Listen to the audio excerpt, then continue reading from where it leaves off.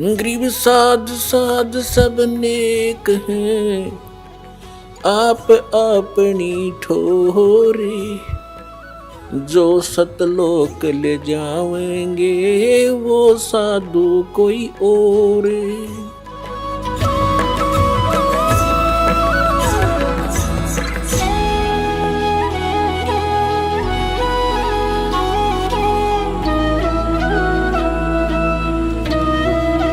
आप जी ने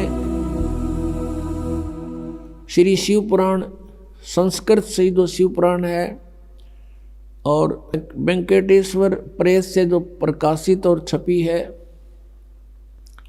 उसमें आपने देखा कि ये काल कह रहा है ब्रह्मा और विष्णु को, यू आर नॉट गॉड, तुम ईश नहीं हो, तुमने गलती से अपने आप को भगवान मान लिया।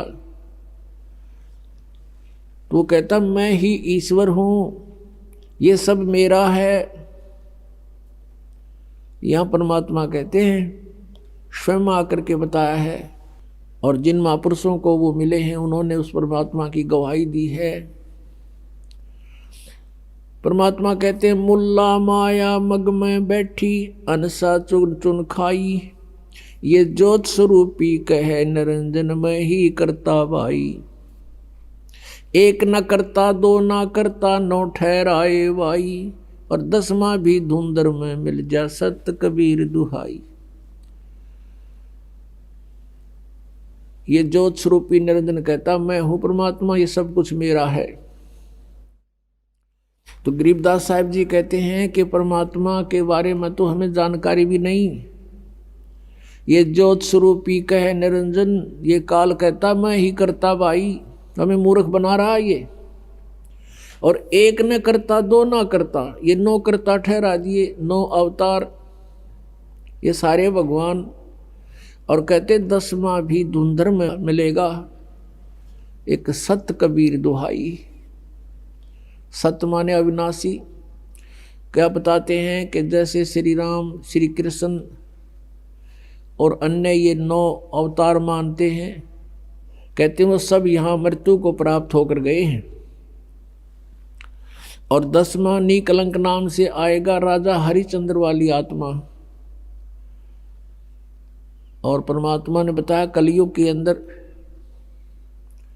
वो संभल नगरी में विष्णुदत्त शर्मा के घर पर जन्म लेगा और सबसे शक्तिशाली होगा और उसकी तलवार बहुत लंबी होगी।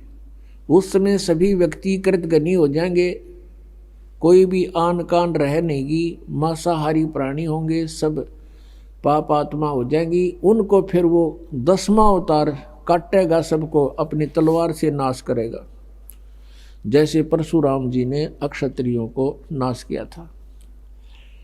अब यहाँ परमात्मा के विधान में और इस काल के विधान में बहुत अंतर है। जिसमें प्राणी अकर्मी हो जाते हैं, अधर्मी हो जाते हैं, जैसे अक्षत्रिय लोग यानी राजा लोग और राजा के दरबारी लोग, ये अधर्मी हो गए थे, इनके कोई आन कान नहीं रही थी। उस समय काल प्रेरणा से परशुराम जी का जन्म हुआ। परशुराम जी ने फिर उन दुष्टों को सबको काटा, मार डाला।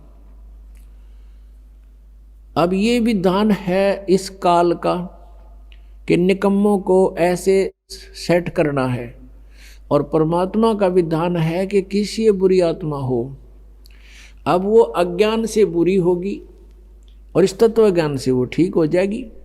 तो परमात्मा का विधान है कि सारे निकम्मा आदमी हो उसको सत्संग सुनावे, तत्व ज्ञान से परिचित करावे, फिर अपने आप उसको विष दिखाई देगा, वो सब बुराइयों से बचेगा।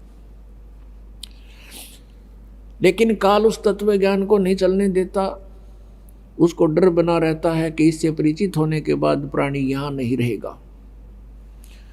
इसलिए वो लोकवेद सुनाता है, अपने दूतों को भेजकर सारी जनता को भ्रमित करवाता है, और जिसका अभी तक हम दुष्परिणाम भोग रहे हैं। अब 10वां अवतार जो आएगा, अब राजा हरिश्चंद्र की आपने कथा सुनी हो, वो कितने पुण्य आत्मा थे, कितने धर्मात्मा थे और किस प्रकार वो अपनी मर्यादा का पालन करने वाले थे। बच्चे को भी बेच दिया, पत्नी को भी बेच दिया, आप भी बिक गया, लेकिन अपना सत नहीं छोड़ा। वो अब स्वर्ग के अंदर विद्यमान है, वो राजा हरिश्चंद्र वाली आत्मा। कुछ पनों को तो वहाँ नाश करवा दिया उसका स्वर्ग में, और फिर उसको श्रृंगार कर भेजेगा, 10वां अवतार बनाओगा और उसकी के ड्यूटी लाओगा काल के इन सब को काट दे, जितने भी प्राणी बकवादी हो गए उस टाइम, एंड ऑफ द कलयुग। अब वो आवेगा, सबको काटेगा, मार डालेगा जो निकम्मे, अच्छी आत्माओं को छोड़ देगा। उस समय जिनमें जरा सी भी धार्मिकता शेष होगी उनको नहीं मारेगा। ये विधान रहा परमात्मा का, कितनी आपदाएं आवें लेकिन भक्तों का नाश होया नहीं करता। और फिर उसके वो बैड अकाउंट में लिख दिए जाएंगे, जितने जीव हिंसा वो करेगा। अब उसको फिर यहाँ से पापों से लाद के भेजेगा और यहाँ उसकी महिमा हो जाएगी जैसे रामकृष्ण की होगी। रामचंद्र जी ने बाली मारा था, सुग्रीव का भाई, और उसका भी बदला देना पड़ा श्री कृष्ण रूप में। उस बाली वाली आत्मा ने श्री कृष्ण जी के पैर में तीर मार कर वध किया। तो ये तो एक प्रत्यक्ष प्रमाण है कि किए का कर्म का दंड न भोगना पड़ेगा। तो बिना ज्ञान के ये सब ऐसी व्यवस्था है, जो परमात्मा से परिचित प्राणी हो जाते हैं वो इस काल के जाल में नहीं आते, अपना कल्याण करवा लेते हैं।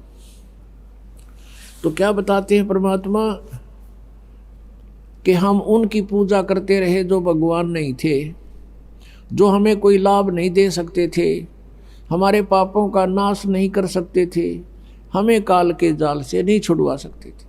तो वो ज्ञान उस परमेश्वर ने स्वयं आकर के देना पड़ा।